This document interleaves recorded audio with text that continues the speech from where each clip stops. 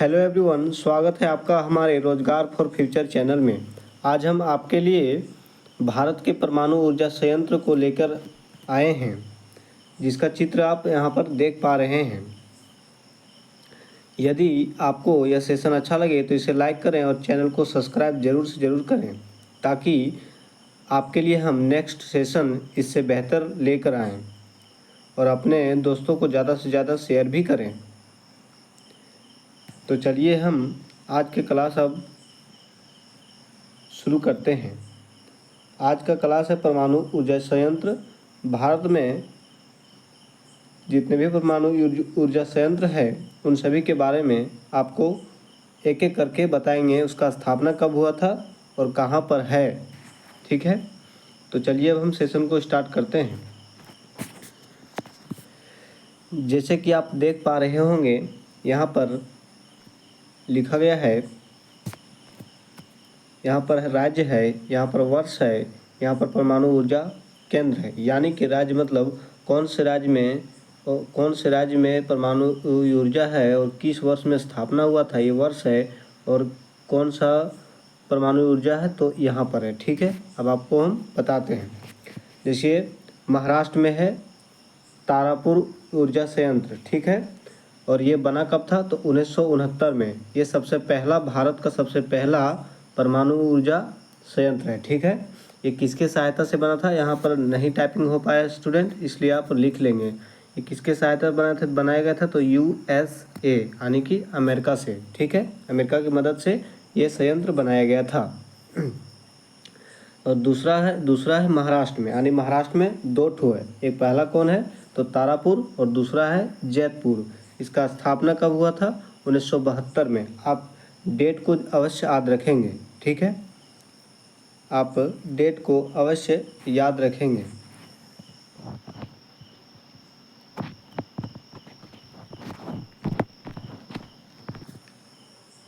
Sorry student, इससे पहले परमाणु ऊर्जा संयंत्र के बारे में कुछ बताना था। चलिए पहले हम उसे देख लेते हैं।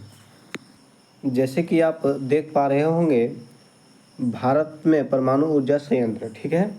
तो सबसे पहले इसकी स्थापना देखते हैं। भारत में परमाणु ऊर्जा आयोग की स्थापना कब हुआ था तो अगस्त 1948 में। आप ये डेट अवश्य याद रखें। इसका परमाणु ऊर्जा आयोग का हेडक्वार्टर कहाँ पर है तो मुंबई में, ठीक है, मुंबई में है। इसके प्रथम अध्यक्ष कौन थे, डॉक्टर होमी जहांगीर भाभा, ठीक है। इसके प्रथम अध्यक्ष थे। इसके वर्तमान अध्यक्ष कौन थे यहाँ पे नहीं लिखा हूँ। वर्तमान अध्यक्ष बार बार बदलते रहता है, इसलिए आप वर्तमान जब भी यह सेशन को देखें वर्तमान को देख लें, ठीक है। अंतर्राष्ट्रीय परमाणु ऊर्जा एजेंसी की स्थापना कब हुआ था 1957 में, ठीक है। आगे की ओर देखते हैं। इसका हेडक्वार्टर कहाँ पर है अंतर्राष्ट्रीय परमाणु ऊर्जा एजेंसी का तो ऑस्ट्रेलिया में, ठीक है। HQ मतलब हेडक्वार्टर है, ठीक है। अब हम देखते हैं कौन सा ऊर्जा केंद्र कहाँ पर है, ठीक है। तो चलिए अब हम देखते हैं। जैसे कि आप देख पा रहे होंगे, मैंने आपको पहले ही बताया महाराष्ट्र के बारे में और मतलब तारापुर और जैतपुर के बारे में बता दिया। तीसरा नंबर पर आता है राजस्थान में कौन सा है परमाणु ऊर्जा तो रावत भाटा है, ठीक है। इसका स्थापना कब हुआ था 1973 में। ये भारत का दूसरा है। पहला कौन था तो तारापुर था, जो कि पहला यहाँ लिखा हुआ है, ठीक है। दूसरा ये रावत भाटा था, ठीक है। चौथा है गुजरात का, 1993 में स्थापना हुआ। गुजरात में कौन सा है काकरापार। आपको सवाल में कैसे पूछा जाएगा मैं आपको बता देता हूँ। पूछा जाएगा कि काकरापार जो ऊर्जा संयंत्र है कौन से राज्य में स्थापित है तो गुजरात में। बहुत ही ज़्यादा इम्पोर्टेंट है यह सेशन, इसलिए आप याद जरूर रखें और अपने दोस्तों को जरूर से जरूर शेयर करें, ठीक है। बहुत ही VBI वेरी इम्पोर्टेंट है यह टॉपिक, ठीक है। हर लगभग परीक्षा में पूछा जाता है। अगला है तमिलनाडु में है। इसका स्थापना 1984 में हुआ था। ये और इसका परमाणु ऊर्जा संयंत्र कौन सा है तो कलपक्कम, ठीक है, कल्पकप्पम, ठीक है। ये देसी है, ठीक है। इससे पहले किसी न किसी सहयोग से बनाया हुआ था। जैसे इसको मैंने बताया USA के सहयोग से बनाया गया था। जैतपुरा फ्रांस के सहयोग से बनाया गया था, आप इसे नोट कर लेंगे, ठीक है। फ्रांस के सहयोग से बनाया गया था। रावत भाटा कनाडा के सहयोग से बनाया गया था, ठीक है, कनाडा के सहयोग से बनाया गया था, ठीक है। और ये जो है ये देसी है, ये किसी की सहायता लिए बिना अपने ही बनाया गया था, ठीक है, अपने भारत में ही इसे बनाया गया था, अपने ही लोगों के द्वारा। अब आगे की ओर देखते हैं। अगला कौन सा है, तो तमिलनाडु, ठीक है, अगला है तमिलनाडु।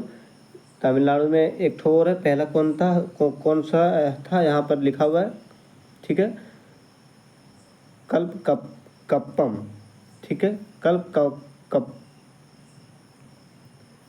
अगला है कुंडलकुलम, ये रूस की सहायता से बनाया गया था और उत्तर प्रदेश में 1991 में स्थापना होता तो नरोरा है, ठीक है, ये वेरी इंपॉर्टेंट है नरोरा का, ठीक है। कर्नाटक में नवंबर 2000 में इसका स्थापना हुआ था और ये कौन सा है, तो कैगा, ठीक है, ये भी वेरी इंपॉर्टेंट है, ठीक है। गुजरात में है काकरापार, ये भी इंपॉर्टेंट है, ये सब पूछा जाता है। 1993 में स्थापना। तमिलनाडु मैंने आपको बताया जो कि देसी है, ये कलपक्कम, ठीक है, कलपक्कम है, पहले भी मैंने आपको बताया। तो इतना ही है भारत में परमाणु ऊर्जा संयंत्र, ठीक है। तो जितना भी परमाणु ऊर्जा संयंत्र भारत में है मैंने आपको बता दिया। यदि आपको सेशन अच्छा लगे तो फिर एक बार बोल रहा हूँ, इसे लाइक करें और चैनल को सब्सक्राइब जरूर करें और अपने दोस्तों के पास शेयर इसे ज़रूर करें, ठीक है, ताकि हमको मोटिवेशन मिलते रहे और हम आपके लिए बेहतर से बेहतर टॉपिक इसी तरह से ढूंढ के लाते रहें, ठीक है।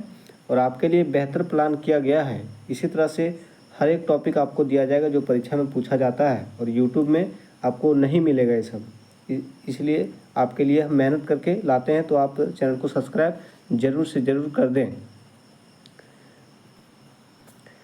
यह आप ना सोचें कि ये केवल हिंदी में है, ठीक है, इंग्लिश और हिंदी दोनों में मैं सेशन लाऊंगा। ये केवल हिंदी में इसलिए है क्योंकि इसमें इंग्लिश कुछ अलग से नहीं है। जैसे अगर तमिलनाडु हम हिंदी से लिखें तो इंग्लिश में भी तमिलनाडु ही लिखते हैं, उत्तर प्रदेश लिखा तो इंग्लिश में ही तो उत्तर प्रदेश लिखता, नरोरा लिखा है तो इंग्लिश में ही नरोरा लिखते हैं, इसलिए दोनों लैंग्वेज में नहीं लाए हैं। अगर कोई कुछ अलग इंग्लिश में लिखा था तो हम दोनों लैंग्वेज में लाते हैं, ठीक है, इसलिए आप हिंदी और इंग्लिश में कन्फ्यूज ना हो। हमको ऐसा लगेगा कि इंग्लिश में कुछ अलग बोलते हैं, हिंदी में कुछ अलग, तो वहाँ पर दोनों लैंग्वेज आपके लिए बायलैंग्वेज दिया जाएगा। तो चलिए आज के लिए हम इतना ही सेशन रखते हैं।